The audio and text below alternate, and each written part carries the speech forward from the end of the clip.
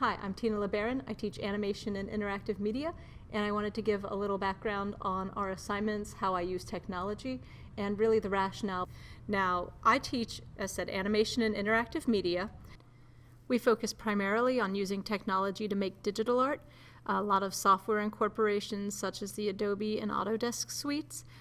So a way I use technology besides software and hardware is I also utilize it for tutorials, extra help. So I record all my lessons and I put them on YouTube because I know that's a platform that the students are familiar with. They're used to using it. They have phone apps there. And it used to be when I started here, everything was printed instructions. One of the projects that we did now is a solar system project in Unity. Now this came from actually going to a technology meetup, the Baltimore VR group.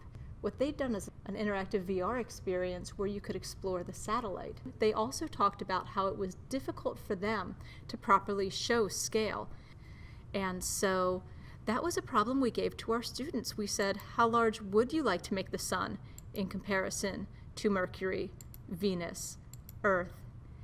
And ultimately, what's going to be good timing for moving these around? We showed the timing in two ways. We showed it in creating animation. Now most of the students thought this would be incredibly easy, it's animation, and they found that because of the way it does the ease in and ease out, because of how many empties you need, that it became kind of a convoluted and difficult system. Is there an easier way we could do this rotation? What we came to was I looked online and found that they could do the Unity rotate around.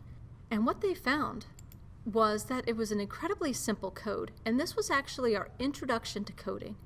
It said using Unity Engine, which are the libraries for Unity, using system collections, which are some of their custom scripts, that's where the rotate around is found. We got to mention libraries for the first time, what a public class is, what the difference is between a void start and a void update, that time delta time uses your computer to think about the time that everything moves around. And how before they used this, before they coded with time delta time, or with something that used your computer clock, it was dependent on the RAM speed. So when you updated your computer, the game would run faster. And if you loaded it to an older system, the game would run slower. So it became this really great introduction to computer science that all the students understood. It was amazing for them to see that the coding, which in their heads a lot of them thought would be more difficult, was actually the easier way to do this project than the animation. So we also had to work with people's attention spans. We asked, how long would you want to see Earth? Because we knew most people would gravitate towards Earth. And they said they could probably watch it for about 5 seconds for a whole rotation. You've all used cross-multiply the two you know and divide by what's left. Let's go ahead and apply that. How many degrees should something spin in a second?